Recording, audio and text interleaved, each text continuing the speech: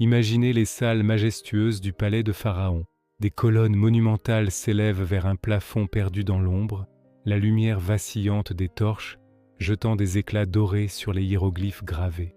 C'est dans cette atmosphère écrasante que deux hommes, Moïse et Aaron, se tiennent debout, animés par une force qui n'est pas la leur. Face à eux, sur un trône imposant, Pharaon, l'incarnation du pouvoir humain, les regarde avec un mépris glacé. C'est Moïse qui parle le premier, sa voix résonnant avec une autorité divine. Ainsi parle l'Éternel, le Dieu d'Israël. Laisse aller mon peuple, afin qu'il célèbre une fête en mon honneur dans le désert. Ces paroles, si simples, sont une déclaration de guerre spirituelle.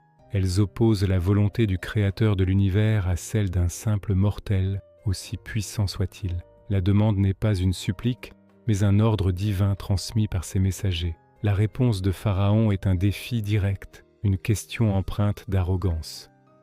Qui est l'Éternel pour que j'obéisse à sa voix? Je ne connais pas l'Éternel, et je ne laisserai point aller Israël.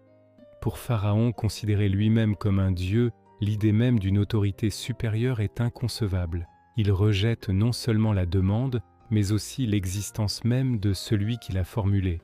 C'est le choc de deux mondes, de deux conceptions du pouvoir. Pendant ce temps, loin du luxe du palais, le peuple hébreu endure une réalité bien différente. Sous un soleil de plomb, des hommes, des femmes et des enfants s'épuisent à fabriquer des briques. Leurs corps sont courbés par la fatigue, leurs visages marqués par le désespoir. La boue colle à leur peau, la poussière emplit leurs poumons. Le sifflement des fouets des surveillants égyptiens est la mélodie constante de leur souffrance. Chaque brique est un symbole de leur servitude. Chaque jour, un rappel de leur captivité. Moïse et Aaron insistent, leur foi inébranlable malgré la menace. Le Dieu des Hébreux s'est révélé à nous. Permets-nous de aller à 3 jours de marche dans le désert pour offrir des sacrifices à l'Éternel, notre Dieu, de peur qu'il ne nous frappe par la peste ou par l'épée. Le rappel est un avertissement, une tentative de faire comprendre au roi d'Égypte que défier Dieu a des conséquences. Il ne parle plus seulement de célébration, mais de survie spirituelle et physique, mais le cœur de Pharaon est fermé à la raison divine. Pour lui, cette requête n'est qu'un prétexte pour échapper au travail. Sa réponse est cinglante. Pourquoi Moïse et Aaron détournez-vous le peuple de son travail? Retournez à vos ouvrages. Il voit les Hébreux non comme un peuple avec une foi et une identité, mais comme une simple force de travail, une ressource à exploiter. Sa vision est purement matérialiste, aveugle à toute dimension spirituelle. Et la réaction de Pharaon ne se limite pas aux paroles. Il décide de punir cette audace en alourdissant le fardeau déjà insupportable des Hébreux. Il convoque les surveillants et leur donne un ordre cruel. Vous ne donnerez plus de paille au peuple pour faire des briques, comme auparavant. Ils iront eux-mêmes ramasser la paille, mais vous leur imposerez la même quantité de briques à faire. N'en diminuez rien. Cette décision est d'une cruauté calculée. Non seulement le travail devient plus difficile, mais il devient impossible.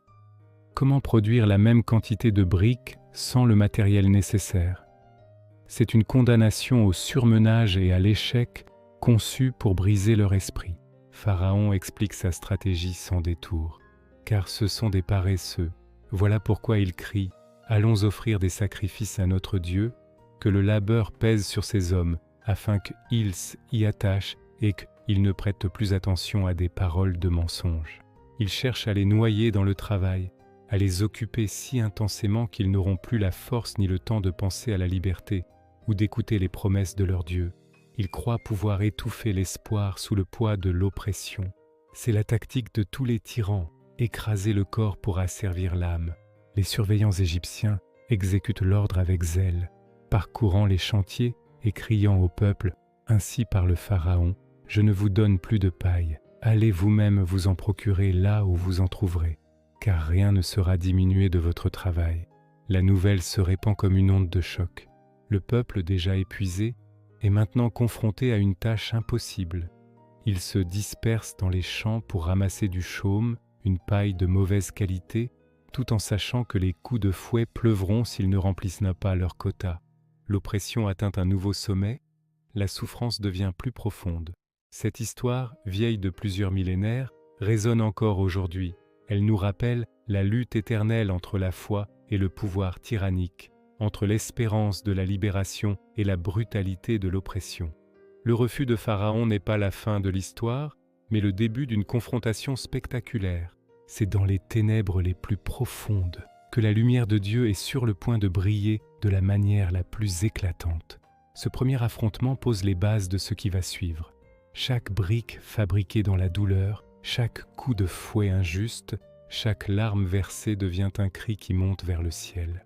Et Dieu entend. La dureté du cœur de Pharaon ne fait que préparer le terrain pour une démonstration de puissance divine qui changera le cours de l'histoire. C'est une leçon de persévérance et de confiance, nous rappelant que même lorsque la situation semble empirer, le plan de Dieu est en marche.